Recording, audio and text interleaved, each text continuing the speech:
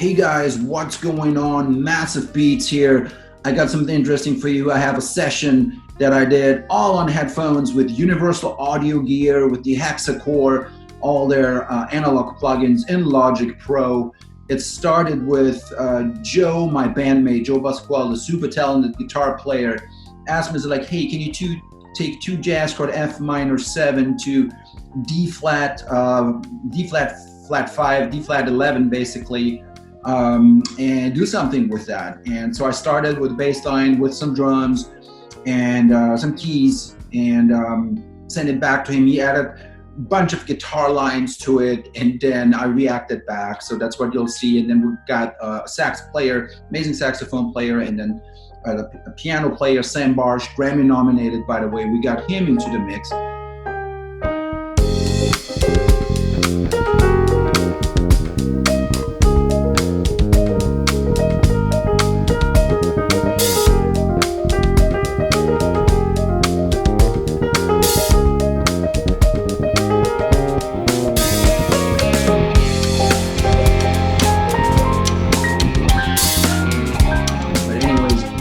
Walk you through it. So the first track here were some drums that I created with Machine, and I did 3 variations of it, and then we layered another drum track that gave it a little bit more life, and we bussed those together. The way these drums came in already in Machine, I had these drum rooms with compression and tape effect and things like that. It was pretty much applied, so didn't have to do much rather than EQing it a little bit. Hey guys, and so I am recording this, by the way, through the REV Electro Voice 320 into an Avalon preamp plugin, and this is currently recording not into the X6 but into the Apollo Twin Mark II, just to give you an idea. And we're working in Splice, so back and forth with the guitars, Joe's guitars, my bass, round tripping, everything. It's being done in Splice. Check it out if you haven't already. Aside from doing samples and selling plugins and so forth, or renting out plugins, you can really cloud sync your project, Logic, Pro Tools, I believe Ableton as well. So that's what we used doing. You can annotate versions, gives you the size of the project and so forth.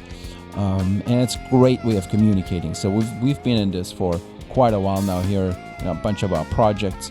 At any rate, what I want you to remember, though, if you take anything from this, open it in Splice instead of clicking Logic to open it. Make sure you open it through Splice, because sometimes you get some weird syncing issues if you don't do that. So at least so then Splice knows, he's opening another session. So we click Open, and then it says opening, and then immediately goes to opened in Logic, even though sometimes it can take a minute or two even for Logic to fire up. Yes, my API 2500 is expired. I was just testing that one of my favorite plugins, I would say. So too bad it's on sale right now, but I don't know. Let's push it without it. And in its place on the master bus, I put the UA176. Of course, it's way more specialized and way more colored, let's say an Isotope or something like that. But it is a great compressor, limiter compressor. I'm gonna turn those off, however. I'm gonna leave the limiter on just in case. Actually, let's do this. Let's turn those 2 off. And like I said before, when I actually bounced everything, I used the API 2500. So if you see our track somewhere, that was probably done with the API 2500. At any rate, I'm going to reduce this here, because when I'm talking and playing things back, it's going to be past 0. Yeah? It's going to clip. And the other thing, since I'm recording in QuickTime,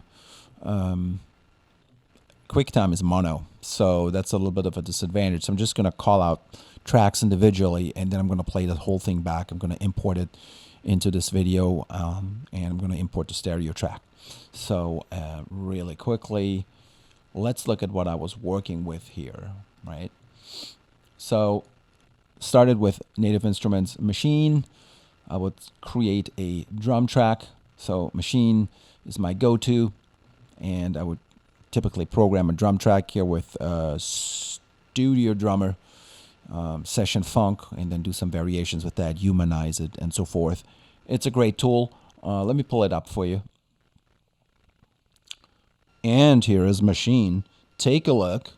Yeah, I love working with Machine directly and having all my controls right there, and also playing the pads. You know, it gives you a great feel for, you know, just doing a hi-hat or just even programming it, playing it from scratch. And then you can always go back in and program. Hold on, I'm going to open up Machine here really quick so you can see how it looks like in the software. There we go.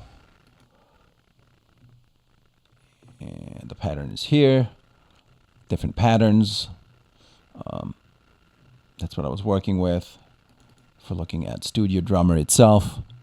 Studio Drummer is really cool. It's really good because you have a mixer here and you can adjust different aspects of yours. You have overhead stereo, the room mic, overhead, the room itself, an overhead mono mic, and then of course you have effect buses on top of that. And then per instrument, transient shaper, you know, if you want to push it a little bit more or lay it back a little bit more, I think that is really great for a groove. And, you know, compressor, tape effects and so forth for each of it. And then, of course, for the master bus as well. So there's a lot going on. And the reason why I'm telling you this is that's why I didn't do much in Logic with it, because it had already a very complete sound. The only thing I did was to better integrate it with the rest. And it's very easy. Once you do this, you can always let, you know, Machine run in sync, and it's very easy. And that's how I would normally prefer it, because I can switch patterns very quickly, but just tapping the pads and, you know, be very organic and on how I'm following a song. In this case, though, anybody else on Splice opening the session would be like, well, you know, I don't have Machine. So the best thing, what I did, you just click here, and then it would take that pattern, and you can drag and drop it in here somewhere. So I'm not going to do it right now, but that's how you can easily come up with a wave file. You don't even have to bounce anything or freeze anything. Cool. So let me mute Machine again.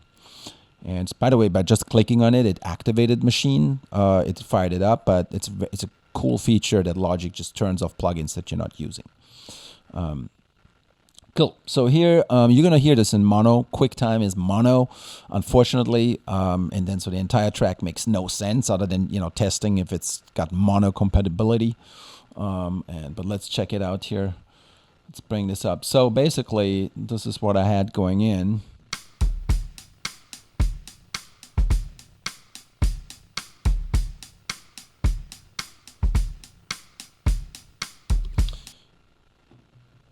And take that back. So this is what I had. It was very close. I added a little bit of high pass filter, shave it off on the top a little bit, and then, believe it or not, I like doing this, boosting again a tiny bit.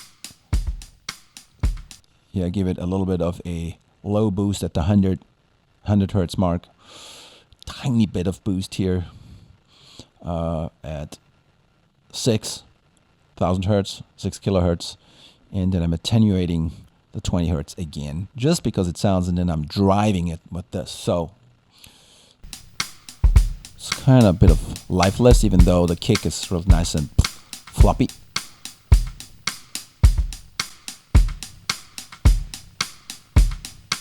This has a little bit more life to it. As you can see, this is not a gigantic, you know, change. I'm going to set it back to read. All right, and then the second drum part was right here, and that needed a little bit more.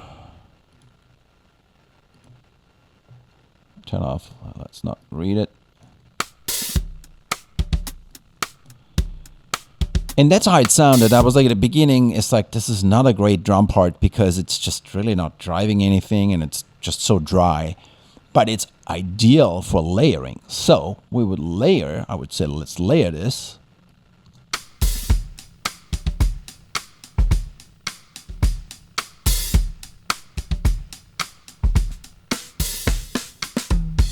Hear that, right. So I like that a lot. And then I would go, all right, we needed a bit of an EQ here, so I just attenuated the 5 kilohertz. I don't know, it just sounded a bit artificial. And that's pretty much as I did, and then drive it all the way. So we'll see if we see how plasticky it sounds without it.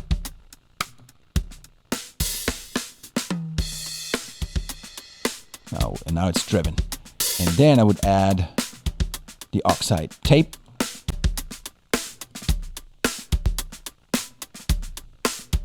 In my book, that can even use a bit more. Yeah, it starts to feel dirty, right?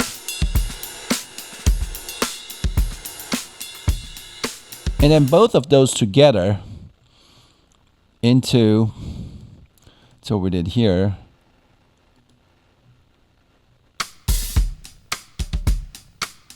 Another compressor here to glue them back together.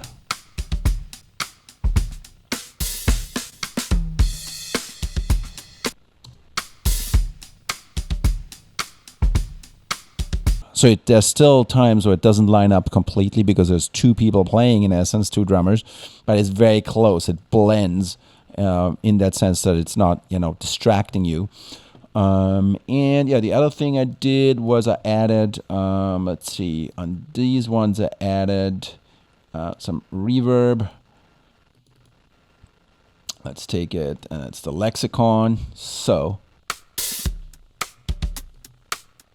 and without it, it's like ultra dry. So now we got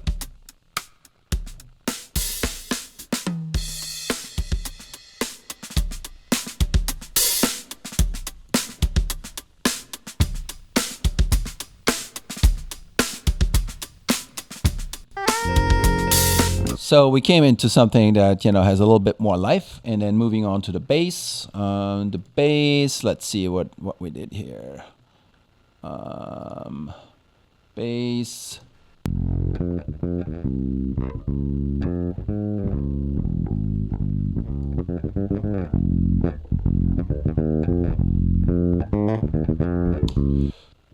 So the bass was pretty simple for me to do as a jazz bass sound.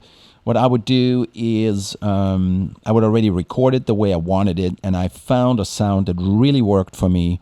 That was, let me check that out for you. Let me grab that for you. It was, again, the Avalon with those settings, in case you're interested in how I came with the bass sound. And then the UAD 176, and that was just such a great tone.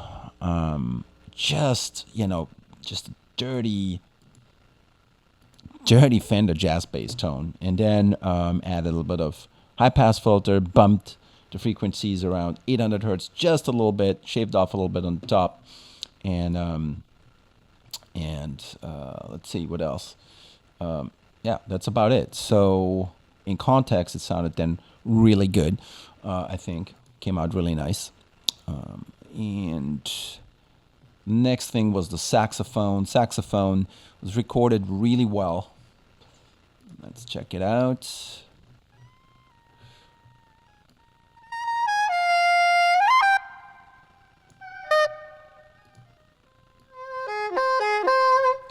So if I disable everything,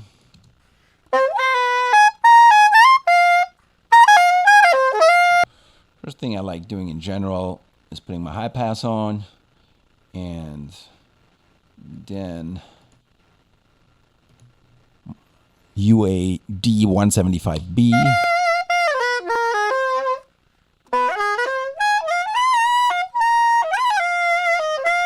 Look, sound more natural already. And reverb. That's almost a little bit too long for me here, but it's Capitol Records. Let's see. In the track, it sounds great, but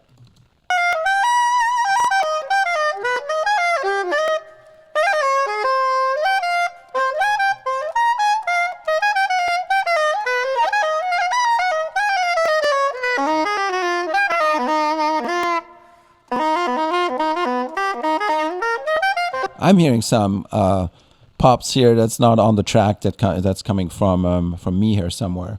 But yeah, so with the reverb, you know, this Capitol Studios, Capitol Chambers, that's Capitol Records on Sunset.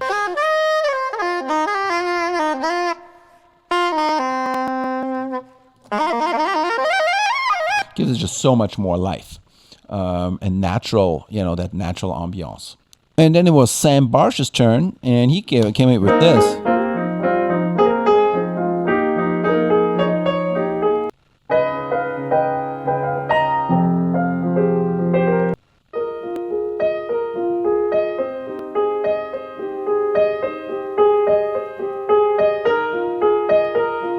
So already has, you know, ambience, a little reverb on there.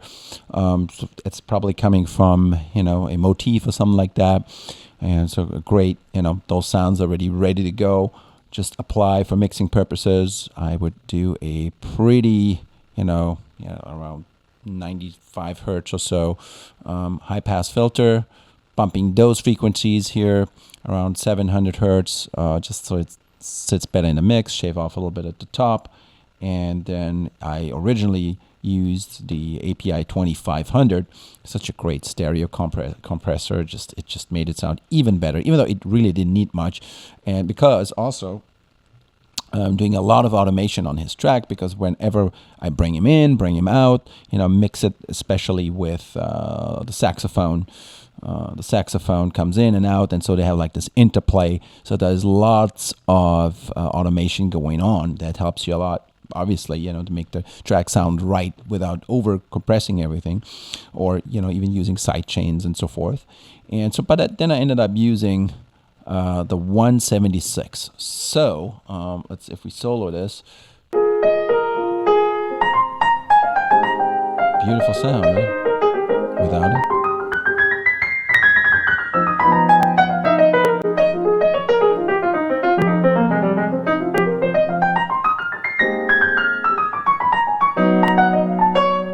A very subtle improvement to it. Still getting some clicks. I really apologize for that. Next one, then we had the Jupiter, which is Arturia's Jupiter that I used. Let's see here. It's muted, so it's actually not on the track. I just used it in the beginning. This is actually how I started the track. Started with just the bass, the Jupiter keyboard, and the drums, and then everybody else added their ideas. And, you know, Joe added some great guitars, and then we round tripped it with saxophone and piano. Here's without it. As you can hear, there's a lot of bass in there that would really hurt us. So the first thing is, let's get rid of that low end. By itself, it doesn't sound as good, but combined with my bass, it's more like... Right, so what I did then on Jupiter, just add a little bit of, so that channel EQ, compressor. I believe I left the compressor. I should have left the compressor in there. Maybe it's turned off by accident. Yeah, and then the reverb.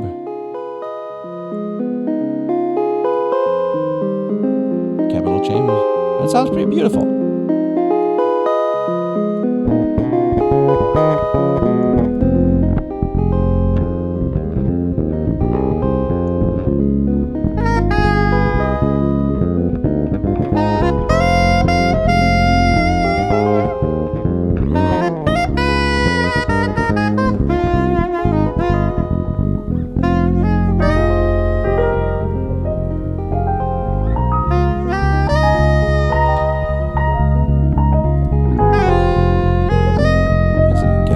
Jupiter at this point. It's sax, finishing the sax, and then it's Sam Barsh coming in. And then on saxophone, the super talent Mr. Albino, Joe Pascal on guitars. Let me show you the ambient guitar.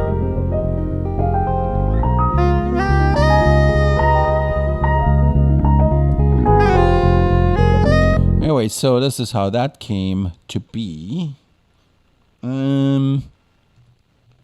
Close these The other elements, of course, were the guitars. And Joe uses MixArt as plugin with the impulse responses. So whatever he gives me does typically not need many effects. We're trying to get the sound right. Beautiful sound here.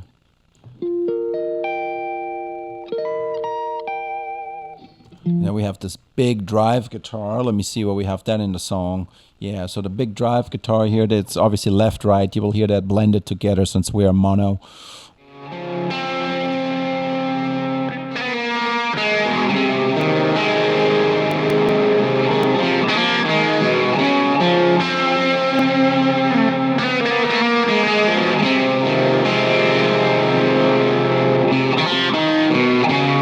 And so that goes into the guitars.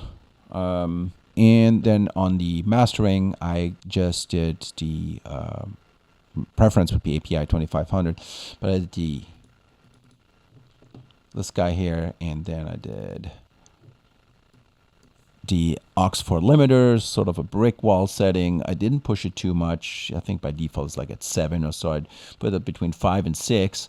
In the gain side, pushing a little bit more here, so it gets a bit more character, just a light compression, not too much on the inputs. It's really not compressing that much, and that's about it. And that gives you something that's very close to zero.